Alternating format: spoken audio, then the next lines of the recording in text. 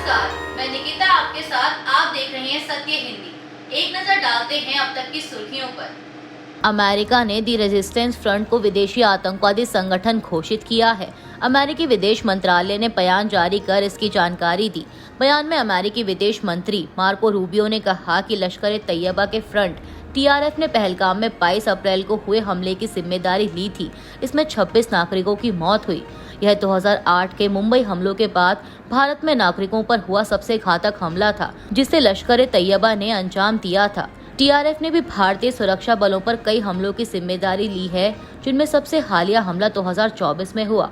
आपको बता दें कि विदेश सचिव विक्रम मिस्री ने 7 मई को एक प्रेस ब्रीफिंग के दौरान टीआरएफ को पहलगाम हमले का जिम्मेदार ठहराया था। मिस्री ने कहा कि खुद को दी रेजिस्टेंस फ्रंट कहने वाले ग्रुप ने हमले की जिम्मेदारी ली है। यह समूह संयुक्त राष्ट्र द्वारा प्रतिबंधित पाकिस्तानी आतंकवादी ग्रुप लश्कर ए तैयबा का मुखौटा है। ब्राजील के राष्ट्रपति लूला डा सिल्वा ने अमेरिकी राष्ट्रपति डोनाल्ड ट्रंप के ब्राजील पर 50% टैरिफ लगाने की चेतावनी पर प्रतिक्रिया दी है। उन्होंने टीवी पर प्रसारित भाषण में ट्रंप की 50% टैरिफ लगाने की धमकी को अस्वीकार्य ब्लैकमेल करार दिया।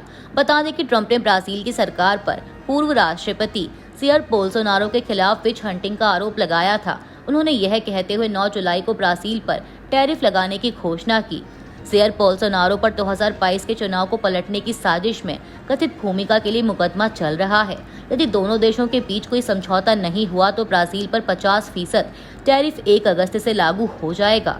वहीं ब्राजील के राष्ट्रपति ने भाषण में उन नेताओं को देश विरोधी बताया जो ट्रंप का समर्थन कर रहे हैं।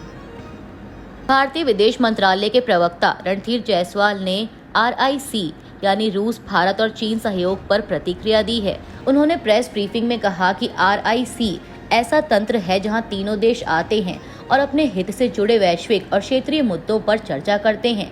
जायसवाल ने कहा कि जहां तक RIC बैठक के आयोजन का सवाल है, यह ऐसा मामला है जिस पर तीनों देश मिलकर काम करेंगे।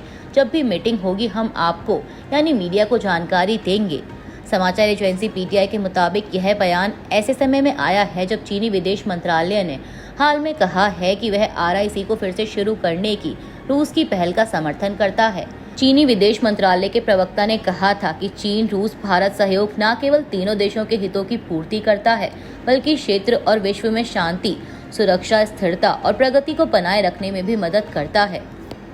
PTI की एक रिपोर्ट के मुताबिक ED ने शुक्रवार को छत्तीसगढ़ के पूर्व मुख्यमंत्री भूपेश बघेल के बेटे चैतन्य बघेल के ठिकानों पर कथित शराब घोटाले से जुड़ी मनी लॉन्ड्रिंग जांच के सिलसिले में नए सिरे से छापेमारी की है। अधिकारियों ने यह जानकारी दी।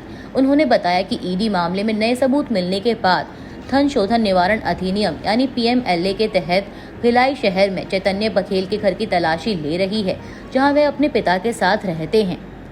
इंडिया गठबंधन की बैठक शनिवार 19 जुलाई को शाम 7 बजे ऑनलाइन आयोजित की जाएगी। इसमें संसद के मॉनसून सत्र के लिए साझा रणनीति और देश के मौजूदा राजनीतिक हालात पर चर्चा होगी। कांग्रेस के संगठन महासचिव KC वेणुगोपाल ने सोशल मीडिया प्लेटफॉर्म X पर यह जानकारी गुरुवार रात को दी।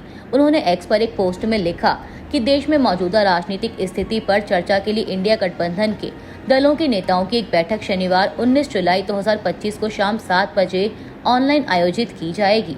बता दें कि संसद का मॉनसून सत्र 21 जुलाई से शुरू होगा। गुरुवार को महाराष्ट्र विधानसभा में जमकर हंगामा हुआ, जिसके बाद पक्ष और विपक्ष के नेताओं ने एक दूसरे पर आरोप प्रत्यारोप लगाए हैं। भाजपा विधायक गोपीचंद पडालकर और NCP शरद पवार गुट के नेता जितेंद्र अवहाड़ के समर्थकों के बीच हिंसक झड़प हो गई। इसके बाद जितेंद्र अवहाड़ ने कहा कि गुंडों को विधानसभा में आने दिया गया, मुझे प्रताड़ित किया गया, जान से मारने की धमकी दी गई और अपशब्द बोले गए। क्या विधानसभा में इसी की उम्मीद की जाती है? वक्तव्य देकर मैं बाहर निकला और ये लोग मुझसे भिड़ गए। अगर विधायक विधानसभा में सुरक्षित नहीं है तो हमें MLA क्यों बने रहना चाहिए? मीडिया रिपोर्ट्स के मुताबिक हंगामे के फुटेज सोशल मीडिया पर वायरल हुए, जिसमें दिखता है कि लोग एक दूसरे के साथ हाथापाई कर रहे हैं। समाचार एजेंसी ANI के अनुसार शिवसेना UBT नेता उद्धव ठाकरे ने इस हंगामे को दुर्भाग्यपूर्ण बताया। उन्होंने कहा कि अगर गुंडे विधानसभा तक पहुंच गए तो राज्य के गृह मंत्री और मुख्यमंत्री को इसकी जिम्मेदारी लेनी चाहिए। यह दुर्भाग्यपूर्ण है। महाराष्ट्र के मुख्यमंत्री देवेंद्र फडणवीस ने गुरुवार को कहा कि अगर हिंदू बौद्ध और सिख धर्म के अलावा किसी अन्य धर्म के व्यक्ति ने अनुसूचित जाति का प्रमाण पत्र हासिल किया है तो उसे रद्द कर दिया जाएगा। देवेंद्र फडणवीस ने विधान परिषद में कहा कि अगर किसी व्यक्ति ने सरकारी नौकरियों में आरक्षण का लाभ हासिल किया है तो उसके खिलाफ कार्रवाई की जाएगी। सीएम ने कहा कि अगर किसी व्यक्ति ने अनुसूचित जाति के प्रमाण पत्र का इस्तेमाल करके चुनाव जीता है तो उसका चुनाव रद्द कर दिया जाएगा। उन्होंने यह भी कहा कि महायुति सरकार बलपूर्वक या धोखे से किए जा रहे धर्मांतरण से संबंधित मामलों से निपटने की तैयारी कर रही है। इसके लिए कड़े प्रावधान लाने पर विचार किया जा रहा है। इस संबंध में जल्द ही फैसला लिया जाएगा।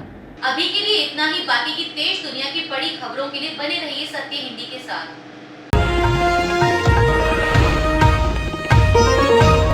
Copyright disclaimer under Section 107 of the Copyright Act 1976. Allowance is made for fair use for purposes such as criticism, comment, news reporting, scholarship, and research. Fair use is a use permitted by copyright statute that might otherwise be infringing.